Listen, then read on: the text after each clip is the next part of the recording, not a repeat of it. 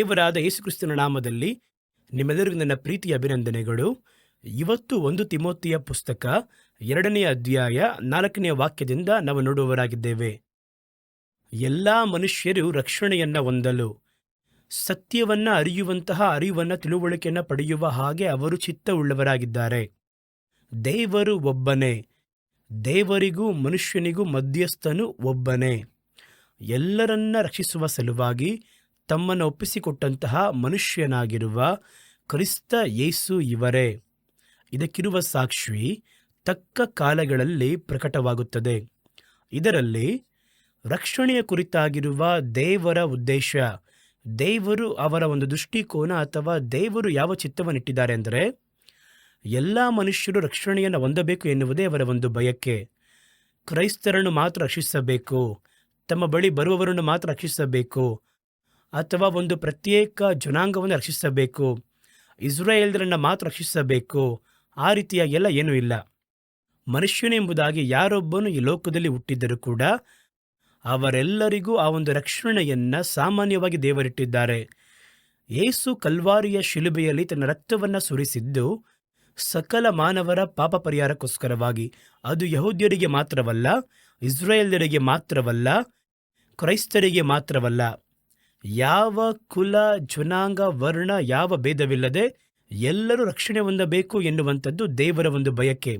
ಆದರೆ ಆ ರಕ್ಷಣೆಯನ್ನು ಹೊಂದಿಕೊಳ್ಳತಕ್ಕ ಬಯಕೆ ನಮಗಿದೆ ನೋಡಿ, ಅದು ನಮ್ಮ ಸ್ವಂತ ವಿಷಯ. ಅದು ದೇವರು ಯಾರನ್ನ ಬಲವಂತ ಮಾಡಿ ಫೋರ್ಸ್ ಮಾಡಿ ರಕ್ಷಿಸಲ್ಪಡಲೇಬೇಕು, ನಾನು ನಿನಗೋಸ್ಕರವಾಗಿ ರಕ್ತ ಸುರಿಸಿದ್ದೇನೆ, ಆ ರಕ್ತ ವ್ಯರ್ಥವಾಗಬಾರ್ದು ಎಂಬುದಾಗಿ ಹೇಳಿ ಯಾರನ್ನೂ ಫೋರ್ಸ್ ಮಾಡುವುದಿಲ್ಲ. ನಾವೆಲ್ಲರೂ ರಕ್ಷಣೆ ಹೊಂದಬೇಕು ಎನ್ನುವುದು ಅವರ ಒಂದು ಚಿತ್ತ. ಆದರೆ ನಾನು ರಕ್ಷಣೆ ಹೊಂದಬೇಕಾ ಬೇಡವಾ ಎನ್ನುವಂಥದ್ದು ನನ್ನ ಒಂದು ಸ್ವಂತ ಅಭಿಪ್ರಾಯ. ಮನುಷ್ಯರ ಸ್ವಾತಂತ್ರ್ಯದಲ್ಲಿ ದೇವರು ಯಾವತ್ತೂ ಇಂಟರ್ಫಿಯರ್ ಆಗುವುದೇ ಇಲ್ಲ. ಒಂದು ಕಾರ್ಯವನ್ನು ಹೇಳುತ್ತಾರೆ, ಕೇಳುವುದಕ್ಕೆ ಕಿವಿಯುಳ್ಳವನು ಕೇಳಲಿ. ಸ್ವೀಕರಿಸಬೇಕು ಎಂಬುದಾಗಿ ಮನಸ್ಸಿಟ್ಟರೆ ಸ್ವೀಕರಿಸಬಹುದು, ಬೇಡ ಎಂಬುದಾಗಿ ಭಾವಿಸಿದರೆ ಬಿಟ್ಟು ಬಿಡಬಹುದು. ಆದರೆ ನನ್ನ ಬಯಕೆ ಏನೆಂದರೆ, ನೀವೆಲ್ಲರೂ ರಕ್ಷಣೆಯನ್ನು ಹೊಂದಬೇಕು, ಈ ಲೋಕದಲ್ಲಿ ಮನುಷ್ಯನಾಗಿ ಹುಟ್ಟಿದ ಪ್ರತಿಯೊಬ್ಬರೂ ರಕ್ಷಿಸಲ್ಪಡಬೇಕು ಎನ್ನುವಂಥದ್ದು ದೇವರ ಬಯಕೆ. ಕೆಲವರು ಆ ಒಂದು ಬಯಕೆಯನ್ನು ತಮ್ಮ ಬಯಕೆಯಾಗಿ ತೆಗೆದುಕೊಂಡು ಎಲ್ಲ ಮನುಷ್ಯರು ರಕ್ಷಣೆ ಹೊಂದಬೇಕು ಎಂಬುದಾಗಿ ದೇವರು ಬಯಸುತ್ತಾರೆ. ನಾನು ಯೇಸುವಿನೊಂದಿಗೆ ಸೇರಿಸಲ್ಪಟ್ಟಿರುವುದರಿಂದ ಆ ಒಂದು ಬಯಕೆಯೊಂದಿಗೆ ನನ್ನ ಬಯಕೆಯನ್ನು ಸೇರಿಸಿಕೊಳ್ಳುತ್ತೇನೆ ಎಂಬುದಾಗಿ ಹೊರಡುವವರೇ ಸೇವೆಯನ್ನು ಮಾಡಲು ಮುಂದಾಗುತ್ತಾರೆ. ಅಪೊಸ್ತಲ ಕೃತ್ಯಗಳಲ್ಲಿ ಅಪೊಸ್ತಲರು ಹಂಗೆ ಮಾಡಿದರು. ದೇವರಿಗೆ ಎಲ್ಲ ಮನುಷ್ಯರು ರಕ್ಷಣೆ ಹೊಂದಬೇಕು ಎನ್ನುವಂಥದ್ದು ಬಯಕೆ. ಆದರೆ ಅವರ ಬಯಕೆಯನ್ನು ತಮ್ಮ ಬಯಕೆಯಂತೆ ಯಾರು ತೆಗೆದುಕೊಂಡು ಮನುಷ್ಯರನ್ನು ರಕ್ಷಿಸುವುದಕ್ಕೆ ಮುಂದಾಗುತ್ತಾರೋ, ಅದಕ್ಕೋಸ್ಕರ ಯಾವ ಕ್ರಯವನ್ನೂ ಕೊಡಬೇಕು, ಯಾವ ತ್ಯಾಗವನ್ನಾದರೂ ಮಾಡಬೇಕೆಂಬುದಾಗಿ ಹೊರಡುವವರೇ ಆದಿ ದಿನಗಳಲ್ಲಿ ಶಿಷ್ಯರಾಗಿದ್ದವರು. ಇವತ್ತು ನೋಡುವುದಾದರೆ ಬಹಳ ಸೇವಕರು, ಸುವಾರ್ತಿಕರು ಹೊರಟು ಹೋಗಿ ಸುವಾರ್ತೆಯನ್ನು ಸಾರುವಂಥದ್ದು, ಮತ್ತೊಬ್ಬರಿಗೆ ರಕ್ಷಣೆಯ ಸಂದೇಶವನ್ನು ಹೇಳುವಂಥದ್ದು, ದೇವರ ಬಯಕೆಯನ್ನು ತಮ್ಮ ಬಯಕೆಯಂತೆ ಮಾರ್ಪಡಿಸಿಕೊಂಡವರು. ಮತ್ತೊಬ್ಬರಿಂದ ಸೇವೆ ಮಾಡೋಕ್ಕಾಗುವುದಿಲ್ಲ. ದೇವರಿಗೆ ಅದು ಬಯಕೆ. ನಾನು ದೇವರೊಂದಿಗೆ ಸೇರಿರುವುದರಿಂದ ದೇವರಿಗೆ ಏನು ಇಷ್ಟ ಅದುವೇ ನನ್ನ ಬಯಕೆ ಎಂಬುದಾಗಿ ಯಾರೊಬ್ಬನು ಮುಂದೆ ಬರುತ್ತಾನೋ ಅವನಿಂದ ಸೇವೆ ಮಾಡದೆ ಸುಮ್ಮನಿರಲು ಸಾಧ್ಯವಿಲ್ಲ. ಇವತ್ತು ನಾವು ನೋಡುವುದೇನೆಂದರೆ ರಕ್ಷಣೆ ಎನ್ನುವಂಥದ್ದು. ರಕ್ಷಣೆ ಅಂದರೆ ಏನು? ರಕ್ಷಣೆಯ ಮುಖ್ಯತ್ವವೇನು? ಯಾಕೆ ಎಲ್ಲರೂ ರಕ್ಷಣೆಯನ್ನು ಹೊಂದಬೇಕೆಂಬುದಾಗಿ ದೇವರು ಬಯಸುತ್ತಾರೆ ಎನ್ನುವಂಥದ್ದನ್ನು ನಾವು ಸಂಶೋಧಿಸಿ ನೋಡಲಿದ್ದೇವೆ. ಸತ್ಯವೇದ ವಾಕ್ಯದಲ್ಲಿ ಇಬ್ರಿಯರಿಗೆ ಬರೆದ ಪತ್ರಿಕೆ 2ನೇ ಅಧ್ಯಾಯ 4ನೇ ವಾಕ್ಯವು ಒಂದು ಕಾರ್ಯವನ್ನು ಪ್ರಕಟಿಸುತ್ತದೆ. ಮತ್ತು ದೇವರು ಅವರ ಕೈಯಿಂದ ಸೂಚಕ ಕಾರ್ಯಗಳನ್ನು, ಅದ್ಭುತ ಕಾರ್ಯಗಳನ್ನು, ನಾನಾ ವಿಧವಾದ ಮಹತ್ಕಾರ್ಯಗಳನ್ನು ನಡೆಸಿ ಪವಿತ್ರಾತ್ಮ ವರಗಳನ್ನು ತನ್ನ ಚಿತ್ತಾನುಸಾರವಾಗಿ ಅವರಿಗೆ ಅನುಗ್ರಹಿಸಿ ಅವರ ಮಾತಿಗೆ ಸಾಕ್ಷಿ ಕೊಡುತ್ತಿದ್ದನು ಎಂಬುದಾಗಿ ವಾಕ್ಯದಲ್ಲಿ ಸ್ಪಷ್ಟವಾಗಿ ಬರೆಯಲ್ಪಟ್ಟಿದೆ. ಗಮನಿಸಿದ್ರಾ? ಇದರಲ್ಲಿ ನೋಡಿ, ರಕ್ಷಣೆ ಎನ್ನುವಂಥದ್ದು ನಾವು ಅಂದುಕೊಳ್ಳುವ ರೀತಿಯಲ್ಲಿ ಸಾಧಾರಣವಾಗಿರುವಂಥ ವಿಷಯವಲ್ಲ. ಸಾಮಾನ್ಯವಾಗಿ ಕ್ರೈಸ್ತರ ಬಳಿ ರಕ್ಷಣೆ ಅಂದರೆ ಅಂತ ಕೇಳಿ ನಾವು ದೇವರನ್ನು ಅರಿಯದೇ ಇದ್ವಿ, ಏನೋ ಒಂದು ಪರಿಸ್ಥಿತಿಯಲ್ಲಿ, ಒಂದು ಕೂಟದಲ್ಲಿ ಅಥವಾ ದೇವರ ವಾಕ್ಯವನ್ನು ಕೇಳಲು ಮುಂದಾಗಬೇಕಾದ್ರೆ ಮನವು ಮುರಿಯಲ್ಪಟ್ಟು ನಮ್ಮ ಪಾಪಗಳನ್ನು ಅರಿಕೆ ಮಾಡಿ ಯೇಸುವನ್ನು ಸ್ವಂತ ರಕ್ಷಕನಾಗಿ ಸ್ವೀಕರಿಸಿಕೊಂಡ್ವಿ. ಅದುವೇ ರಕ್ಷಣೆ ಎಂಬುದಾಗಿ ಹೇಳ್ತಾರೆ. ರಕ್ಷಿಸಲ್ಪಟ್ಟಂತಹ ದಿನ, ಆ ಒಂದು ದಿನಾಂಕವನ್ನು ಹೇಳ್ತಾರೆ. ಇದು ರಕ್ಷಣೆಯ ಅನುಭವದ ಮೊದಲ ಹಂತ, ಮೊದಲ ಹೆಜ್ಜೆ. ಆದರೆ ಇಷ್ಟು ಮಾತ್ರವಲ್ಲ ರಕ್ಷಣೆ. ಈ ರಕ್ಷಣೆ ನಾವು ಅಂದುಕೊಳ್ಳುವ ರೀತಿಯಲ್ಲಿ ಒಂದು ಸಾಧಾರಣವಾಗಿರುವಂಥ ಅನುಭವ ಅಲ್ಲ. ಈ ರಕ್ಷಣೆಯ ಕುರಿತಾಗಿ ಸತ್ಯವೇದ ಹೇಳುವಾಗ ಇಷ್ಟು ದೊಡ್ಡ ರಕ್ಷಣೆ ಎಂಬುದಾಗಿ ಬರೆಯಲ್ಪಟ್ಟಿದೆ. ಯಾಕೆ ರಕ್ಷಣೆಯನ್ನು ಇಷ್ಟು ದೊಡ್ಡ ರಕ್ಷಣೆ ಎಂಬುದಾಗಿ? ಏಕೆಂದರೆ ನನ್ನ ಪಾಪವನ್ನು ಹೋಗಿ ಅರಿಕೆ ಮಾಡಿ, ಯೇಸುವೆ ನೀವೇ ದೇವರು, ನಿಮ್ಮನ್ನು ದೇವರಾಗಿ ಸ್ವೀಕರಿಸಿಕೊಂಡು ಇನ್ನು ಮುಂದೆ ಚರ್ಚಿಗೆ ಬರ್ತೀನಿ, ಕಾಣಿಕೆ ಕೊಡ್ತೀನಿ, ಆರಾಧನೆ ಮಾಡ್ತೀನಿ, ಆ ರೀತಿ ಮಾತ್ರ ಹೇಳುವಂಥದ್ದು ರಕ್ಷಣೆಯ ಮೊದಲ ಹೆಜ್ಜೆ ವಿನಃ ಅದುವೇ ರಕ್ಷಣೆ ಎಂಬುದಾಗಿ ಅಂದುಕೊಳ್ಳಬಾರದು. ಯಾಕೆಂದರೆ ಈ ಒಂದು ರಕ್ಷಣೆ ನೀವು ಅಂದುಕೊಳ್ಳುವ ರೀತಿಯಲ್ಲಿ ಒಂದು ಸಾಧಾರಣದ ಅನುಭವಕ್ಕೆ ಸೀಮಿತವಾದದ್ದಲ್ಲ. ಈ ಒಂದು ರಕ್ಷಣೆ ಮೇಲಾಗಿರುವ ರಕ್ಷಣೆ. ಯಾತರಿಂದ ಹೇಳುತ್ತೇವೆ ಅಂತ ಕೇಳಿದ್ರೆ, ಈ ಒಂದು ರಕ್ಷಣೆ ಗುರುತುಗಳಿಂದ ನಿರೂಪಿಸಲ್ಪಟ್ಟದಾಗಿದೆ. ದೇವರ ಸೂಚಕ ಕಾರ್ಯಗಳು, ಅದ್ಭುತಗಳಿಂದ ದೃಢಪಡಿಸಲ್ಪಟ್ಟದಾಗಿದೆ. ದೇವರು ಬಹಳ ಅದ್ಭುತ ಕಾರ್ಯಗಳನ್ನು ಮಾಡಿ ಈ ರಕ್ಷಣೆಯನ್ನು ಈ ಲೋಕಕ್ಕೆ ತರುವುದಕ್ಕಿಂತ ಮುಂಚಿತವಾಗಿ ಯೇಸು ತನ್ನ ಜೀವನದಲ್ಲಿ ಬಹಳ ಅದ್ಭುತಗಳನ್ನು ಮಾಡಿ ಈ ಒಂದು ರಕ್ಷಣೆಯನ್ನು ಬಲವಾಗಿ ರೂಪಿಸಿ ತೋರಿಸಿದ್ದಾರೆ. ಹಾಗಾದರೆ ಗುರುತುಗಳಿಂದಾಗಿರ್ಬೋದು, ಸೂಚಕ ಕಾರ್ಯಗಳಿಂದಾಗಿರ್ಬೋದು, ಹಲವು ವಿಧವಾಗಿರುವಂತಹ ಬಲವಾದ ಕೃತ್ಯಗಳಿಂದ, ದೇವರ ಕೃತ್ಯಗಳು ಬಲವಾದವುಗಳು. ಆ ಬಲವಾಗಿರುವ ಕೃತ್ಯಗಳ ಮೂಲಕವಾಗಿ ತಮ್ಮ ಚಿತ್ತಾನುಸಾರವಾಗಿ ಹಂಚಿಕೊಟ್ಟಂತಹ ದೇವರಾತ್ಮನ ವರಗಳಿಂದಲೂ ಇಷ್ಟು ವಿಷಯಗಳನ್ನು ಒಳಪಡಿಸಿ ರೂಪಿಸಲ್ಪಟ್ಟದ್ದೇ ರಕ್ಷಣೆ. ಅದ್ಭುತಗಳಿಂದ ಅದು ಸ್ಥಿರಪಡಿಸಲ್ಪಟ್ಟದ್ದು, ಗುರುತುಗಳಿಂದ ಅದು ಬಲವಾಗಿ ನಿರೂಪಿಸಲ್ಪಟ್ಟದ್ದು, ಬಲವಾಗಿರುವ ದೇವರ ಕೃತ್ಯಗಳಿಂದ ಅದು ಅಸ್ಥಿವಾರ ಹಾಕಲ್ಪಟ್ಟದ್ದು. ಅಷ್ಟು ಮಾತ್ರವಲ್ಲದೆ ಪರಿಶುದ್ಧಾತ್ಮನ ವರಗಳ ಮೂಲಕ ಅದು ದೃಢಪಡಿಸಲ್ಪಟ್ಟಿತು. ಇಷ್ಟು ಕಾರ್ಯಗಳನ್ನು ಒಳಗೊಂಡಿರುವಂಥ ಹೆಸರೇ ರಕ್ಷಣೆ. ಹಾಗಾದರೆ ಇಷ್ಟೊಂದು ದೊಡ್ಡ ಕಾರ್ಯವನ್ನು ಮಾಡಿದ್ದಾರೆ ಅಂದರೆ ಆ ರಕ್ಷಣೆಯ ಹಿಂದೆ ಇಷ್ಟೊಂದು ಕಾರ್ಯಗಳನ್ನು ಮಾಡಿಯೇ ಆ ರಕ್ಷಣೆಯನ್ನು ರೂಪಿಸಿದ್ದಾರೆ ಅಂದರೆ ಅದು ಯಾವ ರೀತಿ ಒಂದು ಸಾಧಾರಣ ಅನುಭವವಾಗಿರಲು ಸಾಧ್ಯ? ನಾನು ಇಲ್ಲಿಯವರೆಗೂ ದೇವರನ್ನು ಅರಿಯದೇ ಇದ್ದೆ, ಬೇರೆ ಒಂದು ನಂಬಿಕೆಯಲ್ಲಿ ಇದ್ದೆ, ಯೇಸುವನ್ನು ಸ್ವೀಕರಿಸಿಕೊಂಡೆ, ನನಗೆ ಇಷ್ಟ ಆಯಿತು, ನಾನು ಯೇಸುವಿನ ಬಳಿಯಲ್ಲಿ ಬರಬೇಕು ಅಂದರೆ ಪಾಪವನ್ನು ಬಿಡಬೇಕು ಅಂತ ಹೇಳಿದರು, ಪಾಪ ಅರಿಕೆಯನ್ನು ಮಾಡಿದೆ, ಯೇಸುವನ್ನು ದೇವರಾಗಿ ಸ್ವೀಕರಿಸಿದೆ. ಈ ಒಂದು ಸಾಧಾರಣ ಅನುಭವಕ್ಕೋಸ್ಕರವಾಗಿಯೇ ಅದನ್ನು ಗುರುತುಗಳಿಂದಲೂ, ಅದ್ಭುತ ಸೂಚಕ ಕಾರ್ಯಗಳಿಂದಲೂ, ದೇವರ ಬಲವಾಗಿರುವ ಕೃತ್ಯಗಳಿಂದಲೂ, ಆ ರೀತಿ ಎಂದರೆ ಈ ಅನುಭವವನ್ನು ದಾಟಿ ಇನ್ನೂ ಮೇಲಾಗಿರುವ ಒಂದು ಉದ್ದೇಶ ಈ ರಕ್ಷಣೆಯಲ್ಲಿ ಇರುವಂಥದ್ದಾಗಿದೆ ಎನ್ನುವುದನ್ನು ನಾವು ಗ್ರಹಿಸಿಕೊಳ್ಳಬೇಕಾಗಿದೆ. ರಕ್ಷಣೆ ಎನ್ನುವಂಥದ್ದು ನೀವು ನಾನು ಅಂದುಕೊಳ್ಳುವ ರೀತಿಯಲ್ಲಿ ಅಥವಾ ನಮಗೆ ಕಲಿಸಿಕೊಟ್ಟಿರುವ ರೀತಿಯಲ್ಲಿ ಒಂದು ಮೂಲತಃ ಅನುಭವ ಮಾತ್ರ ಅಲ್ಲ. ಇದನ್ನು ದಾಟಿ ಒಳಗೆ ಒಂದು ದೊಡ್ಡ ಉದ್ದೇಶವಿದೆ. ಅದು ಏನು ಉದ್ದೇಶ ಎಂಬುದರ ಕುರಿತಾಗಿಯೇ ನಾವು ನೋಡಲಿದ್ದೇವೆ.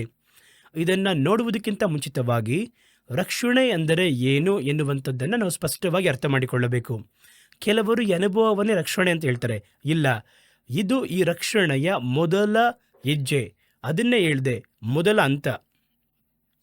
ಆದರೆ ರಕ್ಷಣೆಗೆ ಬೇರೆ ಒಂದು ಉದ್ದೇಶವಿದೆ. ಅದೇನು ಉದ್ದೇಶ? ಈಗ ರಕ್ಷಣೆಯ ರಹಸ್ಯಗಳನ್ನು ನೋಡಲಿದ್ದೇವೆ. ರಕ್ಷಣೆ ಎನ್ನುವಂಥದ್ದು ದೇವರ ಕ್ರಿಯೆಗಳಿಂದ ಬಲವಾಗಿ ರೂಪಿಸಲ್ಪಟ್ಟಿರುವ ಒಂದು ಕಾರ್ಯ. ರಕ್ಷಣೆಯ ರಹಸ್ಯಗಳು, ರಕ್ಷಣೆಯ ಮಹಿಮೆಯು.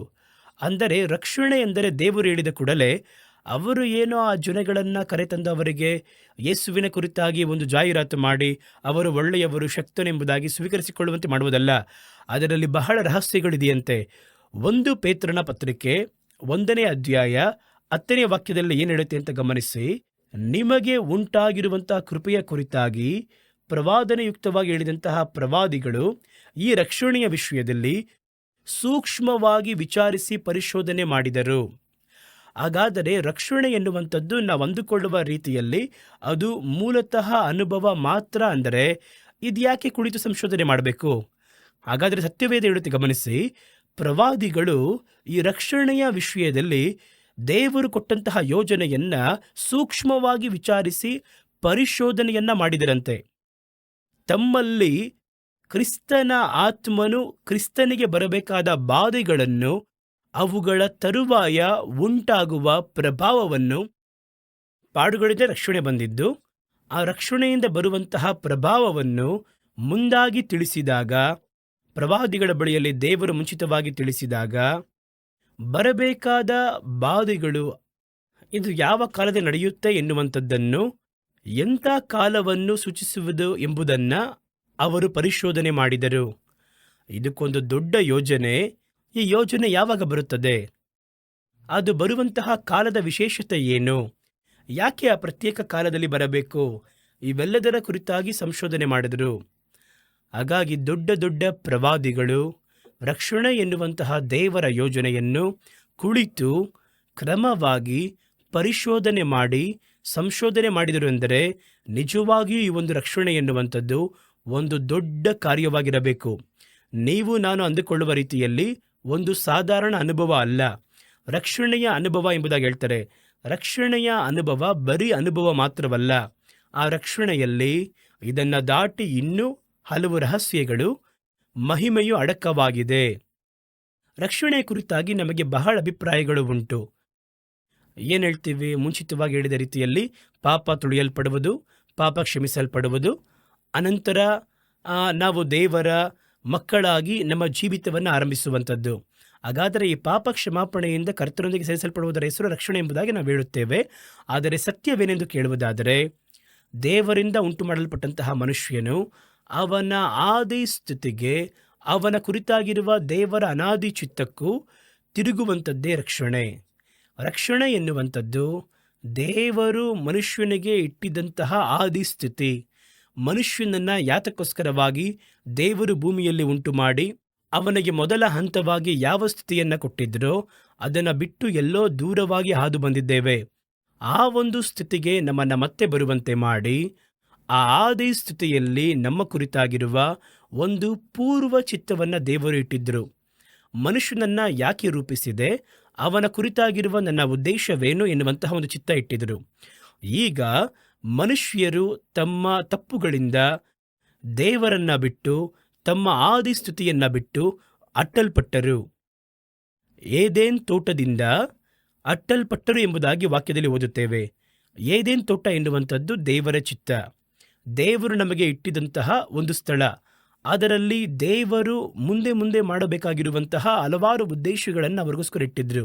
ಅವೆಲ್ಲವನ್ನ ಕಳಕೊಂಡವರಾಗಿ ಅವರ ಕಣ್ಗಳು ಕಟ್ಟಲ್ಪಟ್ಟವರ ರೀತಿಯಲ್ಲಿ ಹೋಗುವ ಸ್ಥಳ ಯಾವುದು ಅಂತ ಗೊತ್ತಿಲ್ಲದೆ ಹಲವಾರು ವಿಧವಾಗಿರುವಂತಹ ಅಡ್ಡದಾರಿಗಳಲ್ಲಿ ಹೋಗಿ ಲೋಕದಲ್ಲಿ ಇವತ್ತು ಎಲ್ಲೋ ಬಂದು ನಿಂತಿದ್ದೇವೆ. ಹಾಗಾದರೆ ಮನುಷ್ಯನ ಕುರಿತಾಗಿ ದೇವರು ಇಟ್ಟಂತಹ ಆದಿ ಸ್ಥಿತಿಯಿಂದ ದಾರಿ ತಪ್ಪಿ ಬಹಳ ದೂರ ಬಂದಿದ್ದೇವೆ. ಅಷ್ಟು ಮಾತ್ರವಲ್ಲ, ಆ ಆದಿ ಸ್ಥಿತಿಯಿಂದ ಕರ್ತನು ನಮಗೋಸ್ಕರ ಇಟ್ಟಿದಂತಹ ಒಂದು ಚಿತ್ತ ಇದೆ ನೋಡಿ, ಆ ಒಂದು ಚಿತ್ತವನ್ನು ಬಿಟ್ಟು ದೂರ ಸರಿದು ಎಲ್ಲೋ ದೂರದಲ್ಲಿ ಬಂದು ನಿಂತಿದ್ದೇವೆ. ಈಗ ದೇವರಿಗೆ ಏನಂತ ಕೇಳುವುದಾದರೆ, ನಾವು ಹೋದಂತಹ ಈ ಒಂದು ಶಾರೀರಿಕವಾಗಿರುವಂತಹ ಹಾದಿಗಳಿಂದ, ಪಾಪದ ಮಾರ್ಗಗಳಿಂದ ತಿರುಗಿಸಿ ಮತ್ತೆ ಆ ಹಳೆಯ ಸ್ಥಳಕ್ಕೆ ಮನುಷ್ಯನನ್ನು ತಂದು ನಿಲ್ಲಿಸಬೇಕು. ಅದಕ್ಕೆ ಹೆಸರೇ ರಕ್ಷಣೆ. ಆ ರೀತಿ ಎಂದರೆ ನಾವು ಇರುವಂತಹ ಈ ಹಾದಿಯಲ್ಲಿ ಮನುಷ್ಯರು ಮಾಡಿಕೊಂಡಂತಹ ದಾರಿ ಇದು ಪಾಪದ ದಾರಿ. ಲೋಕದ ಹಾದಿಯಲ್ಲಿ ನಿಂತುಕೊಂಡಿರುವಂತಹ ನಾವು ದೇವರೊಬ್ಬನಿದ್ದಾನೆ, ಯೇಸುವೇ ಆ ಕರ್ತನು ಎಂಬುದಾಗಿ ಸ್ವೀಕರಿಸಿಕೊಳ್ಳುವುದು ಮಾತ್ರವಲ್ಲ, ನೀವು ತಿರುಗಿ ಬಂದು ಆದಾಮ್ ಕಳಕೊಂಡಂತಹ ಸ್ಥಳವನ್ನು, ಮನುಷ್ಯರು ಕಳಕೊಂಡಂತಹ ಸ್ಥಳವನ್ನು ನೀವು ಹೊಂದಿಕೊಳ್ಳುವುದಕ್ಕೂ, ಮನುಷ್ಯರ ಕುರಿತಾಗಿ ದೇವರಿಟ್ಟಿರುವಂತಹ ಚಿತ್ತವನ್ನು ನಾವು ಹಿಂಬಾಲಿಸುವುದಕ್ಕೂ, ಅದನ್ನು ನೆರವೇರಿಸಲು ಮಾಡುವುದಾದರೆ ಆ ಒಂದು ರಕ್ಷಣೆ ಪರಿಪೂರ್ಣವಾಗುತ್ತದೆ. ಇಲ್ಲದಿದ್ದರೆ ಬರೀ ಅನುಭವಕ್ಕೆ ಸೀಮಿತವಾಗುತ್ತದೆ. ನಾವಿವತ್ತು ಏನು ಮಾಡ್ತೀವಿ ಅಂತ ನೋಡಿ, ನಾವು ಎಲ್ಲೋ ದೇವರು ಇಟ್ಟಂತಹ ಸ್ಥಳದಿಂದ ದೂರ ಬಂದಿದ್ದೇವೆ. ದೇವರು ನಮಗೆ ಇಟ್ಟಿರುವಂತಹ ಉದ್ದೇಶದಿಂದ ಎಲ್ಲೋ ಬಂದಿದ್ದೇವೆ, ಇಲ್ಲಿ ನಿಂತಿದ್ದೇವೆ, ಇದರಲ್ಲಿ ದೇವರನ್ನು ಸ್ವೀಕರಿಸಿಕೊಳ್ಳುತ್ತೇವೆ. ಆದರೆ ನಾವು ನಡೆಯುತ್ತಿರುವಂತಹ ಹಾದಿಯಲ್ಲೇ ಮುಂದೆ ನಡೀತಾ ಇದ್ದೀವಿ. ಅದಕ್ಕೆ ಹೆಸರು ರಕ್ಷಣೆ ಅಲ್ಲ. ನಾವು ಮತ್ತೆ ಬರಬೇಕು, ಹಳೆಯ ಸ್ಥಳಕ್ಕೆ ಮತ್ತೆ ಬರಬೇಕು. ಕರ್ತನು ಹಳೆಯ ಅಧಿಕಾರವನ್ನು ನಮಗಿಟ್ಟಿದ್ರಲ್ಲ, ಅದನ್ನು ಹೊಂದಿಕೊಳ್ಳಬೇಕು. ಹಳೆಯ ಉದ್ದೇಶ ಚಿತ್ತ ಇಟ್ಟಿದ್ರಲ್ಲ, ಮನುಷ್ಯನನ್ನು ಉಂಟು ಮಾಡಬೇಕಾದ್ರೆ ಆ ಒಂದು ಉದ್ದೇಶಕ್ಕೆ ನಾವು ಮತ್ತೆ ಬರುವುದಕ್ಕೆ ಹೆಸರೇ ರಕ್ಷಣೆ ಎನ್ನುವುದು. ಆದ್ದರಿಂದ ರಕ್ಷಣೆ ಎನ್ನುವಂಥದ್ದು ಒಂದು ದಿನದಲ್ಲಿ ಉಂಟಾಗಿ ನಮ್ಮ ಜೀವನದಲ್ಲಿ ಅನುಭವವಾಗಿ ಮಾರ್ಪಡುವುದಲ್ಲ. ಆ ರಕ್ಷಣೆ ಮುಂದುವರೆದು ನೆರವೇರಿಸಲ್ಪಡ್ತಾ ಇದ್ದು, ರಕ್ಷಣೆ ಯಾವಾಗ ಸಂಪೂರ್ಣವಾಗುತ್ತದೆ ಎಂಬುದಾಗಿ ನೋಡುವುದಾದರೆ ದೇವರು ಇಟ್ಟಿರುವಂತಹ ಸ್ಥಳಕ್ಕೆ ನಾವು ಮತ್ತೆ ಬರಬೇಕು. ಮನುಷ್ಯರಿಗಾಗಿ ದೇವರಿಟ್ಟಂಥ ಸ್ಥಳಕ್ಕೆ ಮತ್ತೆ ಬರಬೇಕು. ದೇವರು ಮನುಷ್ಯರ ಕುರಿತಾಗಿಟ್ಟಂತಹ ಉದ್ದೇಶಕ್ಕೆ ನಾವು ಪರಿಪೂರ್ಣವಾಗಿ ಒಪ್ಪಿಸಿಕೊಟ್ಟು ಓಡಬೇಕು. ಅಲ್ಲಿಯವರೆಗೂ ಆ ರಕ್ಷಣೆ ಎನ್ನುವಂಥದ್ದು ಪರಿಪೂರ್ಣ ಹೊಂದದೇ ಇರುವಂಥದ್ದಾಗಿದೆ. ನಾವು ಅಂದುಕೊಳ್ಳುತ್ತೇವೆ, ನಾನು 1978ರಲ್ಲಿ ರಕ್ಷಣೆ ಹೊಂದಿದೆ, 86ರಲ್ಲಿ ರಕ್ಷಣೆ ಹೊಂದಿದೆ, 91ರಲ್ಲಿ ರಕ್ಷಣೆ ಹೊಂದಿದೆ. ನೀವು ರಕ್ಷಣೆ ಹೊಂದಿದ್ರಿ, ಆದರೆ ರಕ್ಷಣೆ ಎನ್ನುವುದು ಪರಿಪೂರ್ಣವಾಗಬೇಕು. ಸತ್ಯವೇದ ಅದನ್ನೇ ಹೇಳಬೇಕಾದ್ರೆ ಹೇಳುತ್ತದೆ, ಅಂತ್ಯದವರೆಗೂ ನೆಲೆಯಾಗಿ ನಿಂತವನೇ ರಕ್ಷಣೆ ಹೊಂದಿದ. ಹಾಗಾದರೆ ರಕ್ಷಣೆ ಎನ್ನುವಂಥದ್ದು ಒಂದು ದಿನದ ಅನುಭವ ಅಲ್ಲ. ಆ ರಕ್ಷಣೆ ನಿಮ್ಮ ಜೀವನದಲ್ಲಿ ಕ್ರಿಯೆ ಮಾಡಿ ಮುಂದೆ ನಡೆಯುತ್ತಾ ನಡೆಯುತ್ತಾ ನಡೆಯುತ್ತಾ ಮುಂದೆ ಬಂದು ನಾವು ಬಿಟ್ಟ ಸ್ಥಳವನ್ನು, ಮನುಷ್ಯರು ಬಿಟ್ಟ ಸ್ಥಳವನ್ನು ನಾವು ಹೊಂದುವಂತೆ ಮಾಡುವಂಥದ್ದು, ಅದಕ್ಕೆ ಹೆಸರೇ ರಕ್ಷಣೆ ಎನ್ನುವುದು. ಇವಾಗ ನೋಡಿ, ಮನುಷ್ಯರನ್ನು ದೇವರು ಈ ಲೋಕದಲ್ಲಿ ಸೃಷ್ಟಿಸಿದಾಗ ಅವರ ಕುರಿತಾಗಿ ಒಂದು ಉದ್ದೇಶವನ್ನು ಇಟ್ಕೊಂಡಿದ್ರು. ಏನು ಉದ್ದೇಶ ಗೊತ್ತಾ? ಭೂಮಿಯನ್ನು ವಶಪಡಿಸಿ ದೊರೆತನ ಮಾಡುವುದೇ ಆ ಒಂದು ಉದ್ದೇಶ. ಭೂಮಿಯನ್ನು ದೇವರು ಉಂಟು ಮಾಡಿ ಅದನ್ನು ಮನುಷ್ಯರ ಕೈಗಳಿಗೆ ಕೊಟ್ಟು ಇದನ್ನು ದೊರೆತನ ಮಾಡಿರಿ ಎಂಬುದಾಗಿ ದೇವರು ಕೊಟ್ಟರು. ಆಗ ಭೂಮಿಯ ಕುರಿತಾಗಿಯೂ ಮನುಷ್ಯನ ಕುರಿತಾಗಿಯೂ ದೇವರಿಗೆ ಒಂದು ಉದ್ದೇಶವಿತ್ತು. ಮೊದಲು ದೇವರು ಈ ಭೂಮಿಯನ್ನು ಉಂಟು ಮಾಡಿದರು, ಅನಂತರ ಭೂಮಿಯಲ್ಲಿ ಮನುಷ್ಯನನ್ನು ಉಂಟು ಮಾಡಿದರು. ಎರಡನ್ನ ಉಂಟು ಮಾಡಿದ್ದಕ್ಕೂ ಒಂದು ಉದ್ದೇಶವಿದೆ. ಭೂಮಿಯನ್ನು ಉಂಟು ಮಾಡಿದರ ಉದ್ದೇಶ ಮನುಷ್ಯರಿಂದ ಆಳಲ್ಪಡಬೇಕು. ಮನುಷ್ಯನನ್ನು ಉಂಟು ಮಾಡಿದ ಉದ್ದೇಶ ಮನುಷ್ಯನು ಭೂಮಿಯನ್ನು ಆಳ್ವಿಕೆ ಮಾಡಬೇಕು. ಅದುವೇ ಆ ಉದ್ದೇಶ. ಆದಿಕಾಂಡ 1ನೇ ಅಧ್ಯಾಯ 25ನೇ ವಾಕ್ಯವು ಈ ರೀತಿಯಾಗಿ ಹೇಳುತ್ತದೆ, ದೇವರು ಮನುಷ್ಯನನ್ನು ಮೊದಲು ಉಂಟು ಮಾಡಿದಾಗ ಯಾವ ಉದ್ದೇಶದಿಂದ ಉಂಟು ಮಾಡಿರು ಅಂತ ಅಲ್ಲಿ ನೋಡಿ. ಅನಂತರ ದೇವರು ನಮ್ಮ ಸ್ವಾರೂಪ್ಯದಲ್ಲಿ ನಮ್ಮ ರೂಪಾನುಸಾರವಾಗಿ ಮನುಷ್ಯರನ್ನು ಉಂಟು ಮಾಡೋಣ, ಅವರು ಸಮುದ್ರದಲ್ಲಿರುವ ಮೀನುಗಳ ಮೇಲೆಯೂ ಅಂತರಿಕ್ಷದಲ್ಲಿ ಹಾರಾಡುವ ಪಕ್ಷಿಗಳ ಮೇಲೆಯೂ ಪಶುಗಳ ಮೇಲೆಯೂ ನೆಲದ ಮೇಲೆ ಹರಿದಾಡುವ ಬೇರೆ ಪಕ್ಷಿ ಅವು ಮಾತ್ರ ಅಲ್ಲ, ಎಲ್ಲ ಕ್ರಿಮಿಕೀಟಗಳ ಮೇಲೆಯೂ ಎಲ್ಲ ಭೂಮಿಯ ಮೇಲೆಯೂ ದೊರೆತನ ಮಾಡಲಿ ಎಂಬುದಾಗಿ ವಾಗ್ದಾನ ಮಾಡಿದರು. ಹಾಗಾದರೆ ಅದುವೇ ದೇವರ ಉದ್ದೇಶ. ಇದಲ್ಲದೆ ದೇವರವರನ್ನು ಆಶೀರ್ವದಿಸಿ, ನೀವು ಬಹು ಸಂತಾನವುಳ್ಳವರಾಗಿ ಹೆಚ್ಚಿರಿ, ಭೂಮಿಯನ್ನು ತುಂಬಿಕೊಂಡು ಅದನ್ನು ವಶ ಮಾಡಿಕೊಳ್ಳಿರಿ. ಭೂಮಿಯನ್ನು ವಶ ಮಾಡಿಕೊಂಡು ಸಮುದ್ರದ ಮೀನುಗಳ ಮೇಲೆಯೂ ಆಕಾಶದ ಪಕ್ಷಿಗಳ ಮೇಲೆಯೂ, ಆಕಾಶದಲ್ಲಿ ಹಾರುವಂಥ ಪಕ್ಷಿಗಳು, ಭೂಮಿಯಲ್ಲಿ ಚಲಿಸುವ ಎಲ್ಲ ಜೀವಿಗಳ ಮೇಲೆಯೂ ದೊರೆತನ ಮಾಡಿರಿ ಎಂದು ಹೇಳಿದರು. ದೇವರು ಅವರನ್ನು ಆಶೀರ್ವಾದ ಮಾಡಿದರು. ಹಾಗಾದರೆ ದೇವರು ಮೊದಲು ಮನುಷ್ಯನನ್ನು ಉಂಟು ಮಾಡಿದಾಗ, ಮನುಷ್ಯನಿಗಿಂತ ಮುಂಚಿತವಾಗಿ ಭೂಮಿಯನ್ನು ಉಂಟು ಮಾಡಿದಾಗ, ಭೂಮಿಯನ್ನು ಉಂಟು ಮಾಡಿ ಅದನ್ನು ಮನುಷ್ಯರು ಆಳ್ವಿಕೆ ಮಾಡಬೇಕು ಎನ್ನುವಂಥದ್ದೇ ದೇವರ ಅನಾದಿ ಬಯಕೆಯಾಗಿತ್ತು. ಉಂಟು ಮಾಡಲ್ಪಟ್ಟಂಥ ಮನುಷ್ಯನೋ ಅದಕ್ಕೆ ತಕ್ಕ ಹಾಗೆ ಉಂಟು ಮಾಡಲ್ಪಟ್ಟನು. ಅವುಗಳನ್ನು ವಶಪಡಿಸಿಕೊಂಡು ದೊರೆತನ ಮಾಡುವುದಕ್ಕೋಸ್ಕರವಾಗಿ ಮನುಷ್ಯನನ್ನು ಉಂಟು ಮಾಡಿದರು. ಆದರೆ ಸತ್ಯವೇದ ಹೇಳುತ್ತದೆ, ಇಬ್ರಿಯರಿಗೆ ಬರೆದ ಪತ್ರಿಕೆ 2ನೇ ಅಧ್ಯಾಯ 5, 6, 7, 8ನೇ ವಾಕ್ಯಗಳು, ಮುಂದಣ ಸಾಮ್ರಾಜ್ಯವನ್ನು ಆತನು, ನಾವು ಮಾತಾಡ್ತೀವಲ್ಲ, ಆತನು ದೇವದೂತರಿಗೆ ಅಧೀನ ಮಾಡಲಿಲ್ಲವಲ್ಲ. ಶಾಸ್ತ್ರದ ಒಂದು ಭಾಗದಲ್ಲಿ ಮನುಷ್ಯನು ಎಷ್ಟು ಮಾತ್ರದವನು, ಅವನನ್ನು ಯಾಕೆ ನೆನೆಸಬೇಕು, ಮಾನವನು ಎಷ್ಟರವನು, ಅವನಲ್ಲಿ ಯಾಕೆ ಲಕ್ಷ್ಯವಿಡಬೇಕು, ಅವನನ್ನು ದೇವದೂತರಿಗಿಂತ ಸ್ವಲ್ಪವೇ ಕಡಿಮೆಯಾಗಿ ಮಾಡಿದೆಯಲ್ಲ.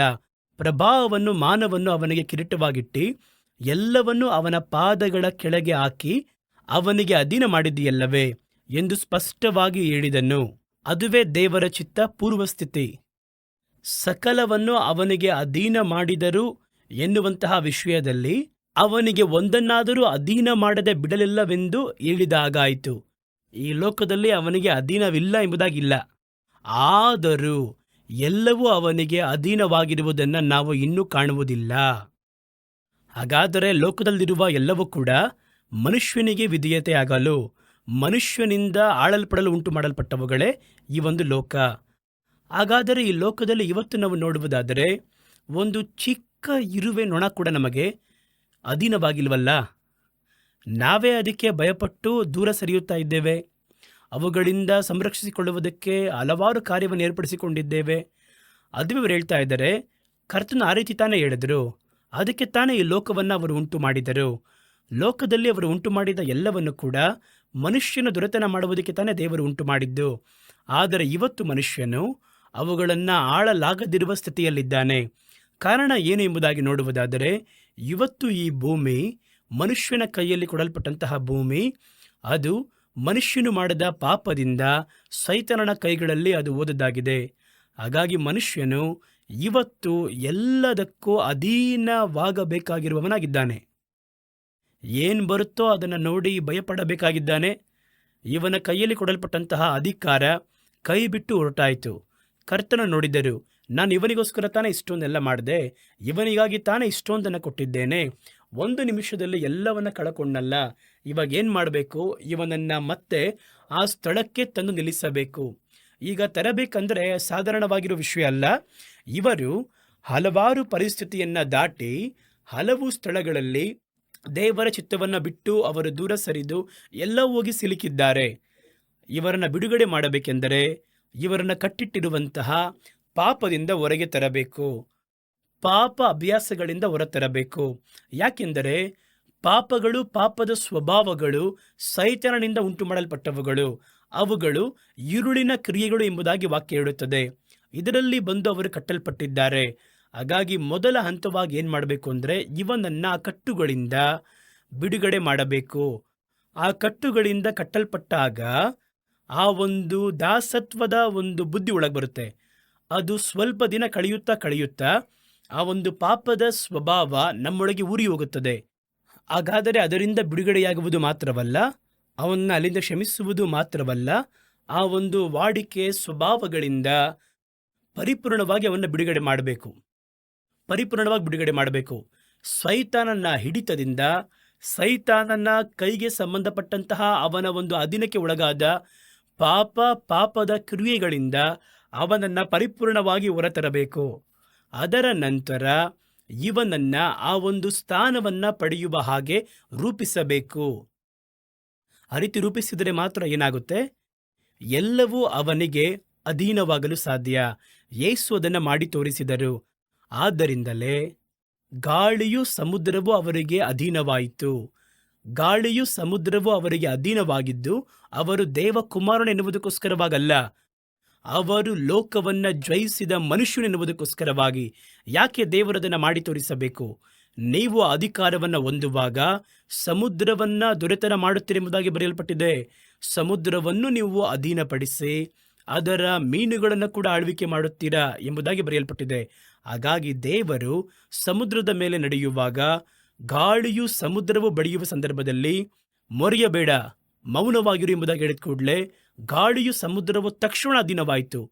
ಶಿಷ್ಯರು ನೋಡಿ ಆಶ್ಚರ್ಯವನ್ನು ಪಟ್ಟರು. ಗಾಳಿಯು ಸಮುದ್ರವೂ ಇವರಿಗೆ ಅಧೀನವಾಗುತ್ತದಲ್ಲ ಎಂಬುದಾಗಿ. ಅದು ದೇವಕುಮಾರನು ಎನ್ನುವುದರಿಂದ ಅಲ್ಲ, ಅವರು ಪಾಪವನ್ನು ಜಯಿಸಿದಂತಹ ಮನುಷ್ಯನು ಎನ್ನುವುದರಿಂದ.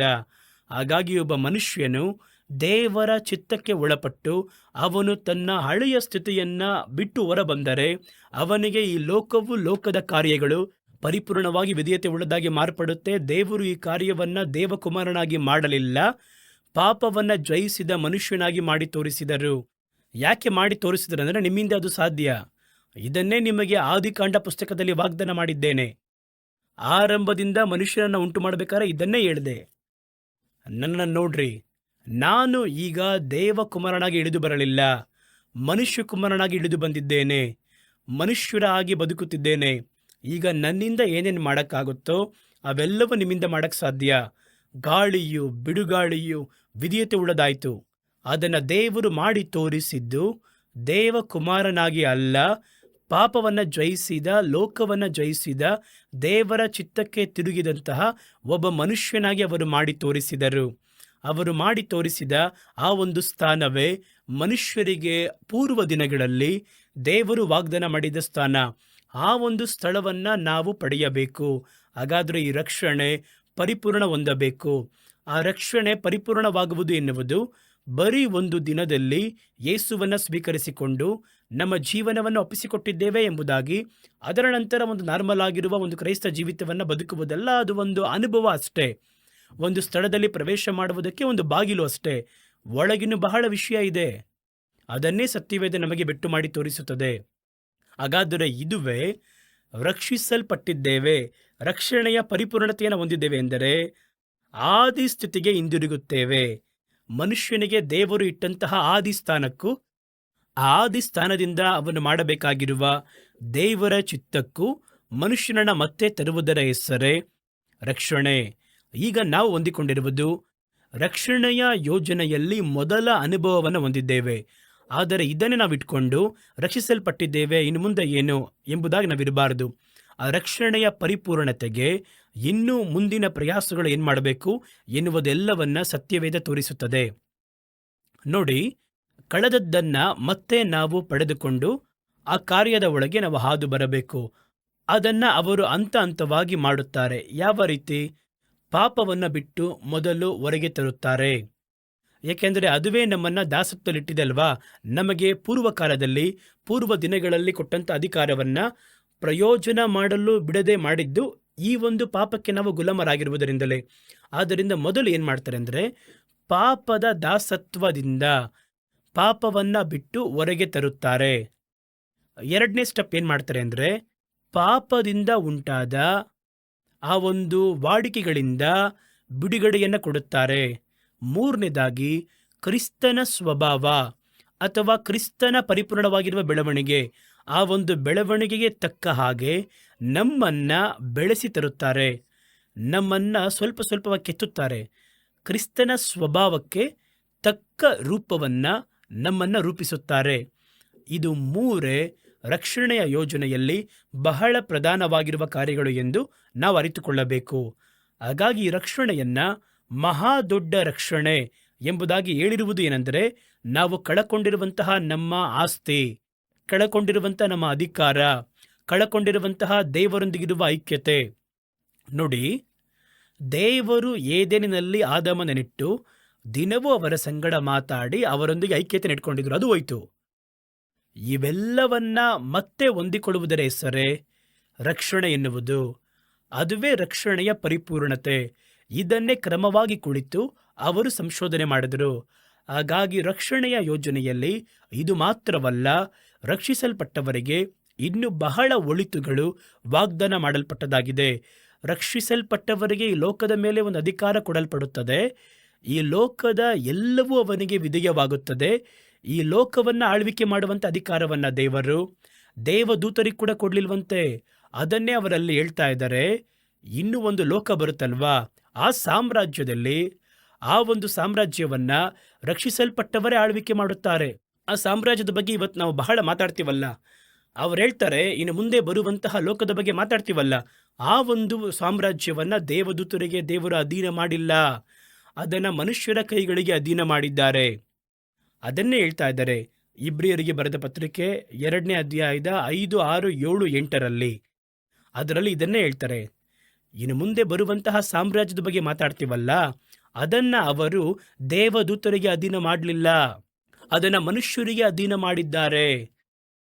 ನಿಮ್ಮ ಕೈ ಕೆಲಸಗಳ ಮೇಲೆ ಅವನನ್ನು ಅಧಿಕಾರಿಯನ್ನಾಗಿಟ್ಟು ಸಕಲವನ್ನ ಅವನ ಪಾದಗಳ ಕೆಳಗೆ ಹಾಕಿದ್ದೀರಿ ಎಂದು ಬರೆಯಲ್ಪಟ್ಟಿದೆಯಲ್ಲ.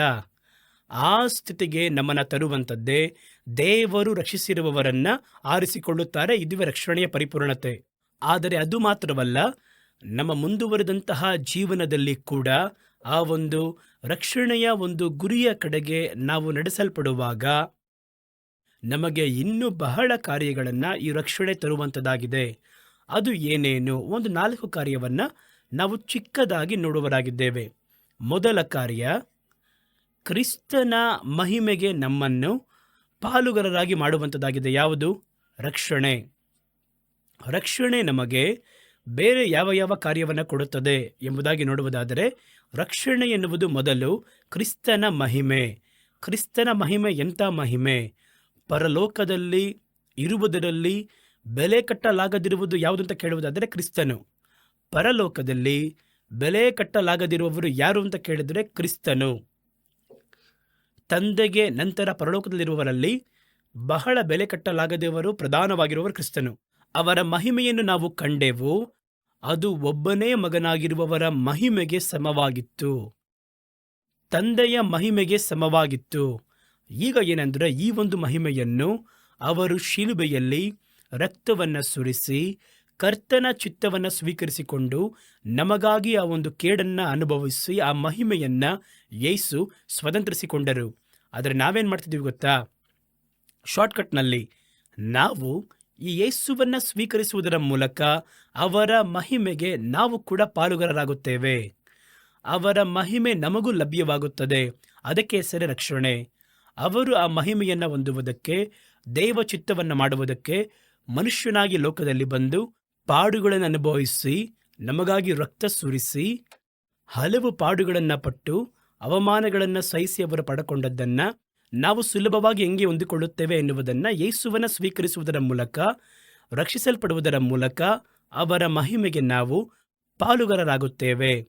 ನೋಡಿದ್ರ, ಅದು ರಕ್ಷಣೆಯಿಂದಲೇ ಸಿಗುತ್ತದೆ. ಸತ್ಯವೇದದ ಬಗ್ಗೆ ಏನು ಹೇಳುತ್ತೆ ಅಂತ ಗಮನಿಸಿ.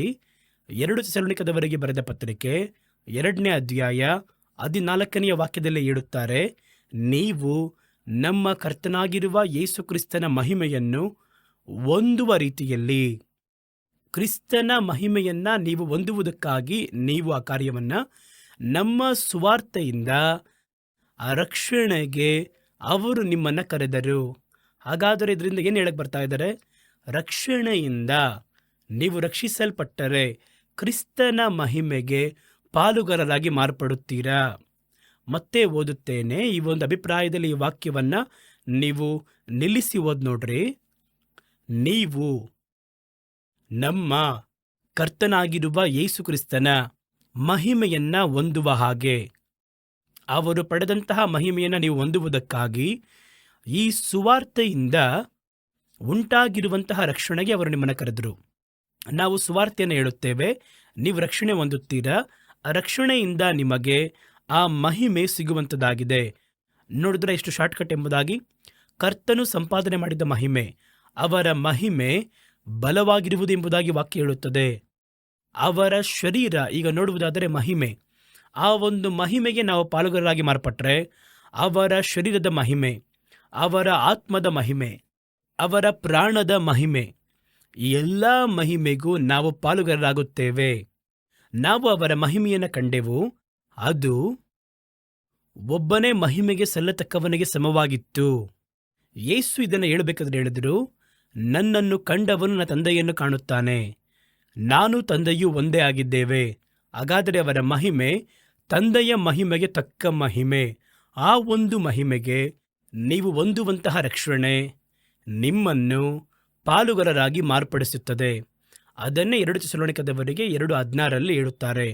ಅವರ ಶರೀರದ ಮಹಿಮೆಯ ಕುರಿತಾಗಿ ಫಿಲಿಪಿಯವರಿಗೆ ಬರೆದ ಪತ್ರಿಕೆ 3ನೇ ಅಧ್ಯಾಯ 21ನೇ ವಾಕ್ಯವು ಈ ರೀತಿಯಾಗಿ ಹೇಳುತ್ತದೆ. ಏನು ಹೇಳುತ್ತೆ ಅಂತ ಗಮನಿಸಿರಿ.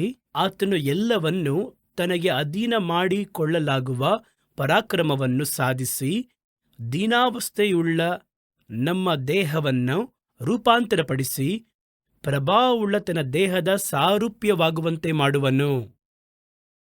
ಸತ್ಯವೇದ ಹೇಳುತ್ತದೆ, ಅವರು ಎಲ್ಲವನ್ನೂ ತಮಗೆ ವಿಧಿಯರಾಗಿಸುವ ಹಾಗೆ ತಮ್ಮ ಶಕ್ತಿಯುಳ್ಳ ಕ್ರಿಯೆಗಳ ಪ್ರಕಾರ ನಮ್ಮ ಅಲ್ಪವಾಗಿರುವ ಶರೀರವನ್ನು ತಮ್ಮ ಮಹಿಮೆಯಾಗಿರುವ ಶರೀರಕ್ಕೆ ಸಮವಾಗಿ ಮಾರ್ಪಡಿಸುತ್ತಾರೆ. ಈಗ ಕ್ರಿಸ್ತನಿಗೆ ಚೆನ್ನಾಗಿ ಗಮನಿಸಿ. ಕ್ರಿಸ್ತನಿಗೆ ಈ ಒಂದು ಶರೀರವಿದೆ. ಪರಲೋಕದಲ್ಲಿ ಅವರು ಶರೀರದಲ್ಲಿಯೇ ಇದ್ದಾರೆ. ಯಾವ ರೀತಿ ದೇಹ ಅಂದರೆ ಅದು ಒಂದು ಪುನರುತ್ಥಾನವಾದ ದೇಹ. ಇದುವೇ ಪೂರ್ವ ಸ್ಥಿತಿಯಲ್ಲಿ ಮನುಷ್ಯನ ದೇಹ. ಆ ಒಂದು ದೇಹ ಇವತ್ತು ಅವರು ಜೀವಂತವಾಗಿ ಪುನರುತ್ಥಾನದ ದೇಹದಲ್ಲಿ ಇದ್ದಾರೆ. ಆ ಒಂದು ದೇಹದಲ್ಲಿ ದೇವರ ಪೂರ್ಣ ಮಹಿಮೆ ತಂಗಿದೆ. ಇದುವೇ ಪೂರ್ವ ಕಾಲದಲ್ಲಿ ಮನುಷ್ಯರಿಗೆ ದೇವರು ಕೊಟ್ಟಂತಹ ದೇಹ. ಹಾಗಾಗಿ ಈ ಒಂದು ದೇಹವನ್ನು ಒಳಗೊಂಡಿರುವವರು ನಮ್ಮ ಶರೀರವನ್ನು ಅವರ ಪ್ರಭಾವವುಳ್ಳ ದೇಹಕ್ಕೆ ಸ್ವಾರೂಪ್ಯವಾಗುವಂತೆ ಮಾಡುತ್ತಾರೆ. ಅಂದರೆ ಹೇಳುವುದಾದರೆ, ಈ ಮಹಿಮೆಯ ದೇಹವಿದೆ ನೋಡಿ, ಈ ಮಹಿಮೆಯ ದೇಹವೇ ಭೂಮಿಯನ್ನು ಆಳ್ವಿಕೆ ಮಾಡಲು ಸಾಧ್ಯ. ಈ ಮಹಿಮೆಯ ದೇಹವೇ ಭೂಮಿಯ ಎಲ್ಲ ಅಧಿಕಾರವನ್ನು ನಿಯಂತ್ರಿಸಲು ಸಾಧ್ಯ, ವಿಧೇಯತೆ ಮಾಡಲು ಸಾಧ್ಯ. ಈಗ ನಾವು ಹೊಂದಿರುವಂತಹ ದೇಹ ಪಾಪದ ದೇಹ. ಇವಾಗ ಯಾವ ಮನುಷ್ಯನು ಲೋಕದಲ್ಲಿ ಹುಟ್ಟಿದಂತಹ ಯಾವ ಮನುಷ್ಯನೇ ಆಗಿರ್ಬೋದು, ಇವತ್ತೇ ಹುಟ್ಟಿರುವಂತಹ ಮಗು ಕೂಡ ಪಾಪದಲ್ಲಿ, ಜನ್ಮ ಪಾಪ ಎನ್ನುವಂತಹ ಪಾಪದಲ್ಲಿ ಹುಟ್ಟುತ್ತಾನೆ. ಹೊಸದಾಗಿ ಹುಟ್ಟುವಂತಹ ಮಗು, ಅದರ ಬಳಿ ಯಾವ ಪಾಪ ಇರುತ್ತೆ? ಪಾಪವನ್ನು ಅರಿಯದ ಚಿಕ್ಕ ಮಗು ಎಂಬುದಾಗಿ ಹೇಳ್ತೀರಾ. ಆದರೆ ಸತ್ಯವೇದ ಹೇಳುತ್ತದೆ, ಜನ್ಮ ಪಾಪ. ಲೋಕದಲ್ಲಿ ಹುಟ್ಟುವಂತಹ ಎಲ್ಲ ಮಗು ಕೂಡ ಪಾಪಿಯಾಗಿಯೇ ಹುಟ್ಟುತ್ತಾನೆ. ನನಗೆ ಕೊಡಲ್ಪಟ್ಟಂತಹ ಈ ಒಂದು ದೇಹ ಪಾಪದ ದೇಹ. ನನ್ನ ತಾಯಿ ನನ್ನನ್ನು ಪಾಪದಲ್ಲಿಯೇ ಗರ್ಭಧರಿಸಿದಳು ಎಂಬುದಾಗಿ ಸತ್ಯವೇದದಲ್ಲಿ ಹೇಳಲ್ಪಟ್ಟದಾಗಿದೆ. ಹಾಗಾದರೆ ನಾವು ಚೆನ್ನಾಗಿ ನೋಡುವುದಾದರೆ ನಮ್ಮ ದೇಹ ಪೂರ್ತಿಯಾಗಿ ಪಾಪದ ದೇಹವೇ. ಅದನ್ನು ಬಿಟ್ಟು ಹೊರಬರುವುದು ಬಹಳ ಕಷ್ಟ. ಪಾಪ ದೇಹದಲ್ಲಿ ನಾವೆಲ್ಲ ಇದ್ದೇವೆ. ಈ ಒಂದು ಶರೀರ ಪಾಪ ಶರೀರವಾಗಿರುವುದರಿಂದ, ಇದು ಪಾಪಕ್ಕೆ ಅಧೀನವಾಗಿರುವುದರಿಂದ, ಇದು ಲೋಕದ ಮೇಲೆ ಅಧಿಕಾರವನ್ನು ಪಡೆಯಲಾಗುವುದಿಲ್ಲ. ನಾನೇ ಒಬ್ಬ ಗುಲಾಮ, ನಾನಿನ್ನು ಯಾವುದ್ರ ಮೇಲೆ ಅಧಿಕಾರ ಹೊಂದುವುದು? ಆದ್ದರಿಂದ ಚಳಿ ನೋಡಿದರೆ ಭಯಪಡ್ತೇವೆ, ಬಿಸಿಲು ನೋಡಿದರೆ ಭಯಪಡ್ತೇವೆ, ನೀರು ನೋಡಿದರೆ ಭಯಪಡ್ತೇವೆ, ಲೋಕದಲ್ಲಿರುವ ಎಲ್ಲವನ್ನು ನೋಡಿದರೂ ಭಯಪಡುತ್ತೇವೆ. ಅದನ್ನು ಬಿಟ್ಟು ದೂರ ಹೋಗುತ್ತೇವೆ. ಅದನ್ನು ನಮಗೆ ಅಡಗಿಸಲಾಗ್ತಿಲ್ಲ, ಅಧೀನಪಡಿಸಲಾಗ್ತಿಲ್ಲ. ಯಾಕೆಂದರೆ ಬೇರೆ ಒಂದಕ್ಕೆ ಅಧೀನವಾಗಿದ್ದೇವೆ. ಹಾಗಾದರೆ ಈ ದೇಹವನ್ನು ಇಟ್ಟು ನೀವು ಈ ಭೂಮಿಯನ್ನು ಆಳ್ವಿಕೆ ಮಾಡಲು ಸಾಧ್ಯವಿಲ್ಲ. ಹಾಗಾದರೆ ಈ ದೇವರು ಒಂದು ನೂತನ ದೇಹವನ್ನು ಕೊಡುತ್ತಾರೆ. ಈ ದೇಹವು ಪಾಪದಲ್ಲಿ ಹುಟ್ಟಿರುವುದು. ರಕ್ಷಿಸಲ್ಪಟ್ಟ ನಂತರ ದೇವರು ನನಗೆ ವಾಗ್ದಾನ ಮಾಡಿರುವ ಆ ಪುನರುತ್ಥಾನದ ದೇಹ ಪಾಪದಲ್ಲಿ ಹುಟ್ಟಿರುವ ದೇಹವಲ್ಲ. ಕ್ರಿಸ್ತನಲ್ಲಿ ಜನಿಸಿದ ಆ ದೇಹ ನಮಗೆ ಬಂದ ಕೂಡಲೇ ನಾವು ಭೂಮಿಯಲ್ಲಿ ಎಲ್ಲವನ್ನು ಆಳ್ವಿಕೆ ಮಾಡುವ ಅಧಿಕಾರವನ್ನು ಪಡೆಯುತ್ತೇವೆ. ಈ ಶರೀರ ಪಾಪಕ್ಕೆ ವಿಧಿಯರಾಗಿರುವವರೆಗೂ ಭೂಮಿಯ ಮೇಲೆ ನನ್ನಿಂದ ಯಾವ ಅಧಿಕಾರವನ್ನು ಮಾಡೋಕ್ಕಾಗಲ್ಲ. ಎಷ್ಟೋ ದೊಡ್ಡ ದೊಡ್ಡ ವಿಜ್ಞಾನಿಗಳು ಹೇಳಿದ್ದಾರೆ, ಭೂಮಿಯನ್ನು ನಿಯಂತ್ರಿಸಿದ್ದೇವೆ. ಏನು ನಿಯಂತ್ರಿಸಿದ್ದೀರಾ? ಭೂಮಿಯ ಮೇಲೆ ಒಂದು ದೊಡ್ಡ ಪ್ರಳಯ ಬಂದರೆ ದೊಡ್ಡ ದೊಡ್ಡ ಸಂಶೋಧನಾ ಸಂಸ್ಥೆಗಳು ಮುಚ್ಚಿಕೊಂಡು ಓಡುವುದಕ್ಕೆ ಅಭ್ಯಾಸ ಮಾಡ್ಕೊಂಡಿದ್ದೀವಿ. ಯಾವುದೊಂದು ನಮಗೆ ಅಧೀನವಾಗಿಲ್ವಲ್ಲ. ಯೇಸುವಿನ ಹಾಗೆ ಒಂದು ಗಾಳಿಯನ್ನು, ಸಮುದ್ರವನ್ನು ಹೇಳಿ ಮೊರೆಯಬೇಡ ಅಂತ ಹೇಳುವುದಕ್ಕೆ ಯಾವ ವಿಜ್ಞಾನಿಗಾದರೂ ಧೈರ್ಯವಿದೆಯಾ? ಯಾಕೆಂದರೆ ನಮ್ಮ ದೇಹ, ಲೋಕದಲ್ಲಿರುವಂತಹ ಎಲ್ಲರ ಶರೀರವು ಪಾಪದ ದೇಹವೇ. ಪಾಪದಲ್ಲಿ ಹುಟ್ಟಿರುವ ದೇಹ, ಪಾಪ ದೇಹವಾಗಿರುವಂತಹ ದೇಹ, ಈ ಒಂದು ದೇಹ ಭೂಮಿಯನ್ನು ಆಳ್ವಿಕೆ ಮಾಡೋಕ್ಕಾಗಲ್ಲ. ಇದನ್ನು ಆಳ್ವಿಕೆ ಮಾಡಬೇಕಂದ್ರೆ ನಾವು ಕ್ರಿಸ್ತನ ದೇಹಕ್ಕೆ ಪಾಲುಗಾರರಾಗಬೇಕು. ಎಲ್ಲವೂ ಆತ್ಮದ ಕುರಿತಾಗಿ ಮಾತಾಡ್ತೀವಲ್ವಾ, ಅಭಿಷೇಕದ ಬಗ್ಗೆ ಹೇಳ್ತೀವಲ್ವಾ. ಶರೀರದಲ್ಲಿ ನಮ್ಮ ದೇಹವನ್ನು ದೇವರು ತಮ್ಮ ದೇಹದ ಸ್ವಾರೂಪ್ಯವಾಗಿ ಮಾರ್ಪಡಿಸುತ್ತಾರೆ. ಅದಕ್ಕೆ ಮೊದಲ ಹಂತವೇ ಈ ಒಂದು ರಕ್ಷಣೆ. ಈ ರಕ್ಷಣೆ ಬಂದ ಕೂಡಲೇ ನೋಡುವುದಾದರೆ ನಮ್ಮ ದೇಹ ಕ್ರಿಸ್ತನ ದೇಹವಾಗಿ ಮಾರ್ಪಡುವುದಕ್ಕೆ ಬೇಕಾಗಿರುವ ಸಿದ್ಧತೆಯಲ್ಲಿ ಇದೆ. ಆ ರಕ್ಷಣೆಯನ್ನು ನೀವು ನೆರವೇರಿಸಲು ಕ್ರಿಸ್ತನ ಶರೀರವನ್ನು ಮಹಿಮೆಗೆ ನೀವು ಪಾಲುಗಾರರಾಗಿ ಮಾಡ್ತೀರಾ. ಕ್ರಿಸ್ತನ ಮಹಿಮೆಯುಳ್ಳ ಶರೀರವೇ ಒಬ್ಬ ಮನುಷ್ಯನಿಗೆ ದೇವರು ಕೊಟ್ಟಿರುವಂತಹ ಮಹಿಮೆಯುಳ್ಳ ಶರೀರ. ಈ ಒಂದು ಶರೀರ ಪಾಪಕ್ಕೆ ಒಳಗಾಗಿರುವುದಿಲ್ಲ. ಇದು ಲೋಕದ ಎಲ್ಲ ಕಾರ್ಯಗಳಲ್ಲಿಯೂ ವಿಧೇಯತೆ ಉಳ್ಳದಾಗಿ ಮಾಡುವಂಥ ಸಾಮರ್ಥ್ಯವಿರುವಂಥದ್ದು. ಅದನ್ನೇ ದೇವರು ಉಂಟು ಮಾಡಿದರು. ಅದನ್ನೇ ಆದಾಮನಿಗೆ ಮೊದಲು ಕೊಟ್ಟರು. ಆದಾಮನಿಗೆ ಕೊಟ್ಟಂತಹ ಶರೀರ ಮಹಿಮೆಯ ಶರೀರ. ಆದರೆ ಅದನ್ನು ಪಾಪದಲ್ಲಿ ದೋಷಪಡಿಸಿಕೊಂಡು ಪಾಪಕ್ಕೆ ಒಳಪಡಿಸಿದ್ರಿಂದ ಅದರ ಹಿಂದೆ ಬರುವಂತಹ ಸಂತತಿ, ಇವತ್ತು ನೀವು ನಾನುವರೆಗೂ ಹುಟ್ಟಬೇಕಾದರೆ ಪಾಪಿಗಳಾಗಿ ಹುಟ್ಟಿದ್ವಿ. ಆದರೆ ಮತ್ತೆ ಈ ಒಂದು ದೇಹವನ್ನು ಪೂರ್ವ ಸ್ಥಿತಿಗೆ ಮಾರ್ಪಡಿಸಬೇಕಂದ್ರೆ ಇವತ್ತು ಕ್ರಿಸ್ತನ ದೇಹ ಯಾವ ರೀತಿ ಇದೆಯೋ ಆ ಮಹಿಮೆಗೆ ನಮ್ಮ ಶರೀರವು ಮಾರ್ಪಡಿಸಬೇಕು. ಅದು ಈ ರಕ್ಷಣೆಯಿಂದಲೇ ಸಾಧ್ಯವಾಗುತ್ತದೆ. ಅದನ್ನೇ ಇಲ್ಲಿ ಹೇಳುತ್ತಾರೆ ನೋಡಿರಿ, ನೀವು ನಮ್ಮ ದೇವರಾಗಿರುವ ಯೇಸು ಕ್ರಿಸ್ತನ ಮಹಿಮೆಯನ್ನು ಹೊಂದುವ ರೀತಿಯಲ್ಲಿ ನಮ್ಮ ಸುವಾರ್ತೆಯಿಂದ ಈ ರಕ್ಷಣೆಗೆ ಅವರು ನಿಮ್ಮನ್ನು ಕರೆದಿದ್ದಾರೆ. ಅವರ ದೇಹದ ಮಹಿಮೆ. ಫಿಲಿಪಿಯವರಿಗೆ ಬರೆದ ಪತ್ರಿಕೆ 3:21 ಹೇಳುತ್ತದೆ, ಆತನು ಎಲ್ಲವನ್ನ ತನಗೆ ಅಧೀನ ಮಾಡಿಕೊಳ್ಳಲಾಗುವ ಪರಾಕ್ರಮವನ್ನು ಸಾಧಿಸಿ ದೀನಾವಸ್ಥೆಯುಳ್ಳ ನಮ್ಮ ದೇಹವನ್ನು ರೂಪಾಂತರಪಡಿಸಿ ಪ್ರಭಾವವುಳ್ಳ ತನ್ನ ದೇಹದ ಸಾರೂಪ್ಯವಾಗುವಂತೆ ಮಾಡುವನು. ಆ ಒಂದು ರೂಪಾಂತರ ಮಾಡಿದ ಕೂಡಲೇ ಕ್ರಿಸ್ತನ ದೇಹ ಯಾವ ರೀತಿ ಇದೆಯೋ ಅದೇ ರೀತಿ ನಿಮ್ಮ ದೇಹವು ಕೂಡ ಆ ಮಹಿಮೆಯ ಪ್ರಭಾವವನ್ನು ಧರಿಸಿಕೊಳ್ಳುತ್ತದೆ. ಈ ಒಂದು ದೇಹವೇ ಆಳ್ವಿಕೆ ಮಾಡುತ್ತದೆ, ಅಧಿಕಾರವನ್ನು ಹೊಂದುತ್ತದೆ. ಅದರ ಕಡೆಗೆ ದೇವರು ನಮ್ಮನ್ನು ಮುನ್ನಡೆಸುತ್ತಾರೆ. ಸತ್ಯವೇದ ಅದನ್ನು ಹೇಳುತ್ತದೆ. ಅನಂತರ ಅವರು ಕ್ರಿಸ್ತನ ಮಹಿಮೆ ಎನ್ನುವಂಥದ್ದು ದೇಹದಲ್ಲಿ ಮಾತ್ರವಲ್ಲ, ತಂದೆಯ ಮಹಿಮೆಗೆ ಸಮವಾಗಿರುವಂತಹ ಮಹಿಮೆ. ಯೋಹಾನ 1:14 ಹೇಳುತ್ತದೆ, ಆ ಒಂದು ವಾಕ್ಯವು ನರವತಾರವೆತ್ತಿ ಕೃಪೆಯಲ್ಲಿಯೂ ಸತ್ಯತೆಯಲ್ಲೂ ತುಂಬಲ್ಪಟ್ಟದ್ದಾಗಿ ನಮ್ಮಲ್ಲಿ ವಾಸ ಮಾಡುತ್ತದೆ. ಅವರ ಮಹಿಮೆಯನ್ನು ಕಂಡೆವು. ಅದು ತಂದೆಯ ಒಬ್ಬನೇ ಮಗನಿಗೆ ಸಮವಾಗಿರುವಂತಹ ಮಹಿಮೆಯಾಗಿತ್ತು. ಹಾಗಾದರೆ ಈ ಒಂದು ಮಹಿಮೆಗೂ ತಂದೆಗೆ ಸರಿಸಮವಾಗಿರುವ ಮಹಿಮೆಗೂ ಕರ್ತನು ನಮ್ಮನ್ನು ಪಾಲುಗಾರರಾಗಿ ಮಾಡುತ್ತಾರೆ. ಆ ಪಾಲುಗಾರರಾಗಿ ಮಾಡುವುದಕ್ಕೆ ಅವರು ಕೊಟ್ಟಂತಹ ಮೊದಲ ಹಂತವೇ ಈ ಒಂದು ರಕ್ಷಣೆ ಎನ್ನುವುದನ್ನು ಅರ್ಥ ಮಾಡಿಕೊಳ್ಳಬೇಕು. ಅವರು ಒಡೆಯಲ್ಪಟ್ಟವರಾಗಿ ಪಡ್ಕೊಂಡಂಥ ಮಹಿಮೆ, ಅವರು ಒಡೆಯಲ್ಪಟ್ಟು ದೇವರ ಚಿತ್ತವನ್ನು ಪರಿಪೂರ್ಣವಾಗಿ ನೆರವೇರಿಸಿ ಅದರ ಮೂಲಕವಾಗಿ ಒಂದು ಮಹಿಮೆಯನ್ನು ಪಡ್ಕೊಂಡ್ರಲ್ಲ, ಆ ಒಂದು ಮಹಿಮೆಗೂ ಅದು ನಮ್ಮನ್ನು ಪಾಲುಗಾರರಾಗಿ ಮಾಡುತ್ತದೆ. ಎರಡನೇದಾಗಿ ರಕ್ಷಣೆಯಿಂದ ನಮಗೆ ಸಿಗುವುದು ಏನು ಅಂತ ನೋಡಿ. ಈ ಒಂದು ರಕ್ಷಣೆಯಿಂದ ಪರಿಶುದ್ಧತೆಯು, ನಿತ್ಯ ಜೀವವು ನಮಗೆ ದೊರೆಯುತ್ತದೆ ಎಂಬುದಾಗಿ ಸತ್ಯವೇದ ಹೇಳುತ್ತದೆ. ಪರಿಶುದ್ಧತೆಯ ಉಚ್ಚಘಟ್ಟದಲ್ಲಿ, ಪರಿಶುದ್ಧತೆಯ ಪರಿಪಕ್ವತೆಯಲ್ಲಿ ನಮಗೆ ಆಳ್ವಿಕೆಯೋ ಅಧಿಕಾರವು ಮನುಷ್ಯನಿಗೆ ದೇವರಿಟ್ಟಿರುವಂತಹ ಆದಿ ಸ್ತುತಿ ನಮಗೆ ಸಿಗುತ್ತದೆ. ಆ ಆದಿ ಸ್ತುತಿಯಲ್ಲಿದ್ದಂತಹ ಅಧಿಕಾರ ಸಿಗುತ್ತದೆ. ಆದರೆ ಅದಕ್ಕಿಂತ ಮುಂಚಿತವಾಗಿ ಅದರ ಮೇಲೂ ಇನ್ನೂ ಕೆಲವೊಂದು ಕಾರ್ಯಗಳು ಸಿಗುತ್ತದೆ. ಅದನ್ನೇ ಈಗ ನಾವು ಧ್ಯಾನ ಮಾಡುತ್ತಿದ್ದೇವೆ. ಅದರಲ್ಲಿ ಏನು ಸಿಗುತ್ತೆ ಅಂದರೆ ಪರಿಶುದ್ಧತೆಯು ನಿತ್ಯ ಜೀವವು ಯಾರಿಗೆ ಸಿಗುತ್ತದೆ? ರಕ್ಷಿಸಲ್ಪಟ್ಟವನಿಗೆ ಪರಿಶುದ್ಧತೆ ಸಿಗುತ್ತದೆ. ರಕ್ಷಣೆ ಹೊಂದಿರುವವರು ಎಲ್ಲರೂ ಶುದ್ಧವಾಗಿದ್ದಾರೆ ಅಂತ ಕೇಳಿದ್ರೆ ಆ ರೀತಿ ಅಲ್ಲ. ರಕ್ಷಿಸಲ್ಪಟ್ಟವನಿಗೆ ಪರಿಶುದ್ಧತೆ ಸಿಗುತ್ತದೆ. ಅವನು ಬಯಸಿದರೆ, ಅವನು ಅದನ್ನು ಹುಡುಕಿದರೆ ಅದು ಅವನಿಗೆ ಸಿಗುತ್ತದೆ. ಆದರೆ ರಕ್ಷಿಸಲ್ಪಡದಿರುವವನು ಎಷ್ಟೇ ತನ್ನನ್ನು ಶುದ್ಧೀಕರಿಸಲ್ಪಟ್ಟವನಾಗಿ ತೋರಿಸಿಕೊಂಡರೂ ಕೂಡ ಅದು ಶಾರೀರಿಕ ಪ್ರಯತ್ನವಾಗಿರುತ್ತೆ. ಅದಕ್ಕೆ ಹೆಸರು ಸನ್ಮಾರ್ಗ ಎಂಬುದಾಗಿ ವಾಕ್ಯ ಹೇಳುತ್ತದೆ. ಬಹಳ ಮಂದಿನ ನೋಡ್ತೀರಾ, ಕ್ರಿಸ್ತನ ಬಗ್ಗೆ ನಿಮಗೆ ಗೊತ್ತಿಲ್ಲ ಅಥವಾ ಕ್ರಿಸ್ತನನ್ನು ಸ್ವೀಕರಿಸಿಕೊಳ್ಳುವುದಿಲ್ಲ, ಬೇರೆ ನಂಬಿಕೆಯಲ್ಲಿ ಇರುತ್ತಾರೆ. ಆದರೆ ಅವರಿಗೆ ತಕ್ಕ ಮಟ್ಟದಲ್ಲಿ ಶುದ್ಧವಾಗಿರ್ತಾರೆ.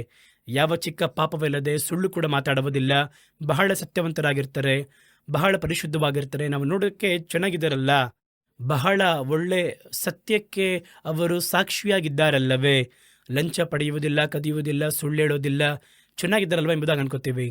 ಆದರೆ ಸತ್ಯವೇದ ಹೇಳುತ್ತದೆ ಅದಕ್ಕೆ ಹೆಸರು ಸನ್ಮಾರ್ಗ. ರಕ್ಷಿಸಲ್ಪಟ್ಟವನಿಗೆ ಸಿಗುವಂತಹ ಇಂಥ ಅನುಭವಕ್ಕೆ ಹೆಸರು ಪರಿಶುದ್ಧತೆ ಎಂಬುದಾಗಿ ಹೇಳಲು ಸಾಧ್ಯ. ಅದು ರಕ್ಷಣೆಯಿಂದ ಮಾತ್ರ ಸಾಧ್ಯ.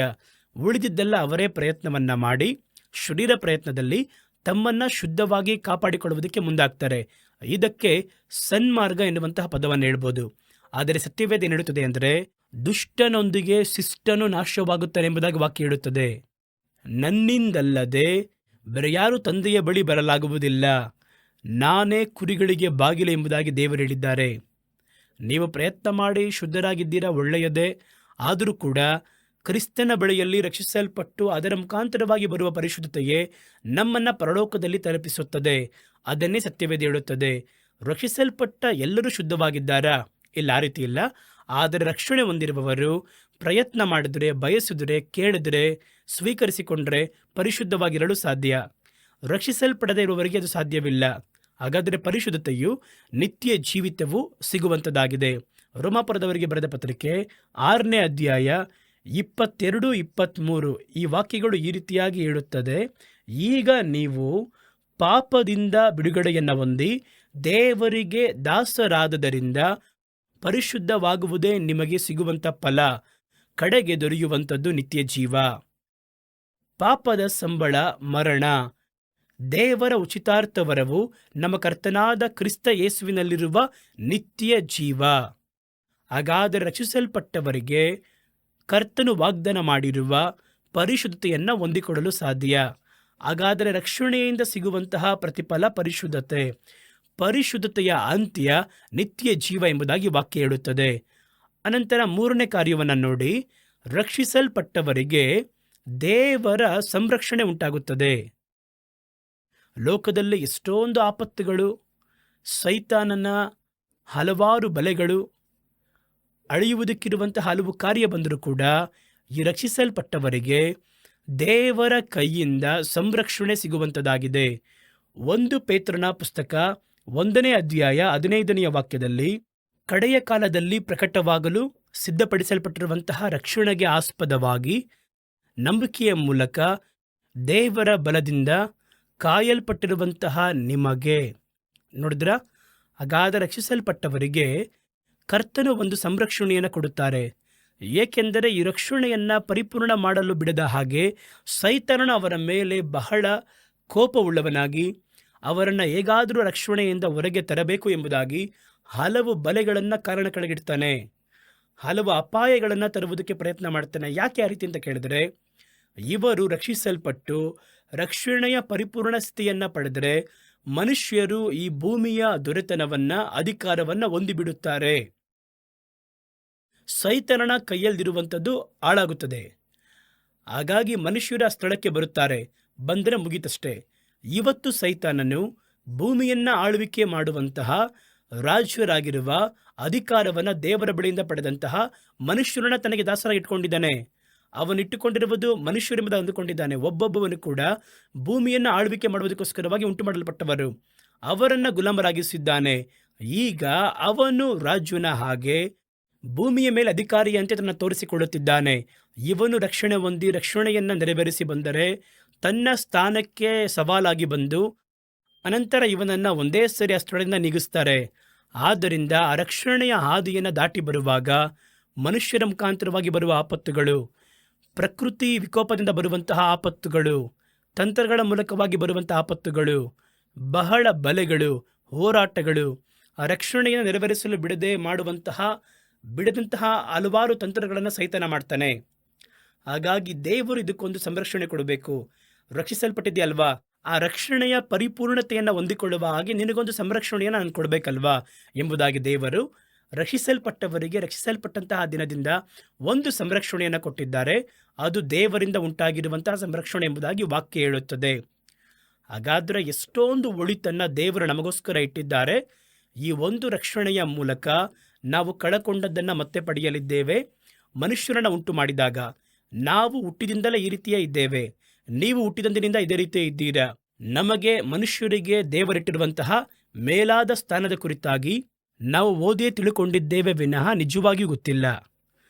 ನಾವು ಒಂದು ಕಾಲದಲ್ಲಿ ದೇವರಿಗೆ ಹತ್ತಿರವಾಗಿದ್ದವರು, ಮನುಷ್ಯರು, ಭೂಮಿಯನ್ನು ಆಳುವುದಕ್ಕೆ ಉಂಟು ಮಾಡಲ್ಪಟ್ಟವರು. ನಮಗೆ ಗೊತ್ತಿಲ್ಲ. ನಾವು ಹುಟ್ಟಬೇಕಾದ್ರೆ ದಾಸರಾಗಿ ಹುಟ್ಟಿದ್ದೇವೆ, ನಮಗೆ ಯಾರು ಹೇಳ್ಕೊಟ್ಟಿಲ್ಲ. ನೀವು ಹುಟ್ಟಬೇಕಾದ್ರೆ ಗುಲಾಮರಾಗಿ ಹುಟ್ಟಿದ್ದೀರಾ. ನಾವು ಇದುವೇ ಜೀವನ ಅಂತ ಅಂದ್ಕೊಂಡಿದ್ದೀವಿ. ಆದರೆ ಮನುಷ್ಯನ ಪರಿಪೂರ್ಣವಾಗಿರುವಂತಹ ಸತ್ಯವಾದ ಜೀವನ ಇದಲ್ಲ. ಭೂಮಿಯನ್ನು ಆಳ್ವಿಕೆ ಮಾಡಿ, ಭೂಮಿಯ ಮೇಲೆ ಅಧಿಕಾರವನ್ನು ಮಾಡಿ, ಭೂಮಿಯಲ್ಲಿ ಆಳ್ವಿಕೆ ಮಾಡುವುದಕ್ಕೋಸ್ಕರವಾಗಿ ಉಂಟು ಮಾಡಲ್ಪಟ್ಟವರು ಮನುಷ್ಯರು. ಆ ಒಂದು ಸ್ಥಿತಿಗೆ ಮತ್ತೆ ತರುವುದರ ಹೆಸರೇ ರಕ್ಷಣೆ. ಆ ಸ್ಥಳದ ಕಡೆಗೆ ನೀವು ಮುನ್ನಡೆಸಲ್ಪಡಬೇಕಾದರೆ ನಿಮಗೆ ಬೇಕಾಗಿರುವ ಒಳಿತುಗಳನ್ನು, ಈ ರಕ್ಷಣೆಯನ್ನು ದೇವರು ನಮಗೆ ಅನುಗ್ರಹಿಸಿದ್ದಾರೆ. ಆದ್ದರಿಂದ ಸತ್ಯವೇದ ಹೇಳುತ್ತದೆ, ಇಷ್ಟು ದೊಡ್ಡ ಮಹಾ ದೊಡ್ಡ ರಕ್ಷಣೆಯ ಕುರಿತಾಗಿ ಚಿಂತೆ ಇಲ್ಲದಿದ್ದರೆ ಎಂಬುದಾಗಿ. ಹಾಗಾದರೆ ರಕ್ಷಣೆ ಎಷ್ಟು ಮುಖ್ಯವಾದದ್ದು ನೋಡಿ. ನಮಗೆ ಕಳೆದದ್ದನ್ನು ಮತ್ತೆ ಕೊಟ್ಟು ಆ ಸ್ಥಾನಕ್ಕೆ ಮತ್ತೆ ತಂದು ಮರಣವಿಲ್ಲದ ಜೀವಿತವನ್ನು ಕೊಟ್ಟು, ದೇವರು ಮನುಷ್ಯನನ್ನು ಮೊದಲು ಏದೇನು ತೋಟದಲ್ಲಿ ಉಂಟು ಮಾಡಿದಾಗ ನಿನಗೆ ಇಷ್ಟೇ ಆಯುಷ್ಕಾಲ ಎಂಬುದಾಗಿ ದೇವರು ಹೇಳಲೇ ಇಲ್ಲ. ಅವನಿಗೆ ಮರಣದ ಕುರಿತಾಗಿ ಹೇಳಲ್ಪಡಲೇ ಇಲ್ಲ. ಅವನಿಗೆ ಮರಣವನ್ನು ದೇವರು ಕೊಡಲಿಲ್ಲ. ಅವನು ಪಾಪ ಮಾಡಿದಾಗಲೇ ಮರಣ ಉಂಟಾಯಿತು. ಹಾಗಾಗಿ ಆ ಮರಣವನ್ನು ಜಯಿಸಿ ಮರಣವಿಲ್ಲದ ಜೀವನವನ್ನು ಭೂಮಿಯಲ್ಲಿ ಬದುಕುವುದಕ್ಕಾಗಿ ದೇವರು ಏರ್ಪಡಿಸಿಕೊಟ್ಟಂತಹ, ಕರ್ತನು ನಮಗೆ ಏರ್ಪಡಿಸಿಕೊಟ್ಟಿರುವಂತಹ ಒಂದು ಮಹಾ ದೊಡ್ಡ ಯೋಜನೆಯೇ ರಕ್ಷಣೆಯ ಯೋಜನೆ. ಆದ್ದರಿಂದ ಯೋಜನೆಯಲ್ಲಿ ಬೆಳೆಯಬೇಕು. ರಕ್ಷಣೆಯನ್ನು ಪರಿಪೂರ್ಣಪಡಿಸಲು ನೀವು ಪ್ರಯಾಸ ಪಡಬೇಕು. ಕಳೆದು ಹೋದ ಸ್ಥಾನವನ್ನು ಮತ್ತೆ ಪಡಿಬೇಕು. ಮಹಿಮೆಯ ಶರೀರವನ್ನು ಪಡೆದುಕೊಂಡು ಮಹಿಮೆಯಾಗಿ ಭೂಮಿಯನ್ನು ಆಳ್ವಿಕೆ ಮಾಡುವವರ ಹಾಗೆ ದೇವರು ನಮ್ಮನ್ನು ರೂಪಿಸಬೇಕು. ನಮ್ಮ ತಲೆಗಳನ್ನು ತಗ್ಗಿಸಿ ಚಿಕ್ಕ ಪ್ರಾರ್ಥನೆ ಮಾಡಲಿದ್ದೇವೆ. ಪ್ರೀತಿಯೂ ಕೃಪೆಯೂ ತುಂಬಿರುವಂತಹ ಪರಲೋಕದ ತಂದೆಯೇ, ಈ ವಾಕ್ಯವನ್ನು ಕೇಳಿದ ಪ್ರತಿಯೊಬ್ಬೊಬ್ಬರನ್ನ ಹೆಸರಾಗಿ ಆಶೀರ್ವಾದ ಮಾಡಿರಿ ದೇವರೇ. ನಾವು ರಕ್ಷಿಸಲ್ಪಟ್ಟಿದ್ದು ಯಾವುದೋ ಒಂದು ಮೂಲತಃ ಸ್ಥಿತಿಗೋಸ್ಕರವಾಗಿ ಮಾತ್ರ ಅಲ್ಲ. ಅದನ್ನು ಕೊಟ್ಟಂತಹ ದೊಡ್ಡ ಉದ್ದೇಶವು, ಒಂದು ಭವಿಷ್ಯದ ಯೋಜನೆಯು ದೇವರ ಮನದಲ್ಲಿರುವಂಥದ್ದಾಗಿದೆ.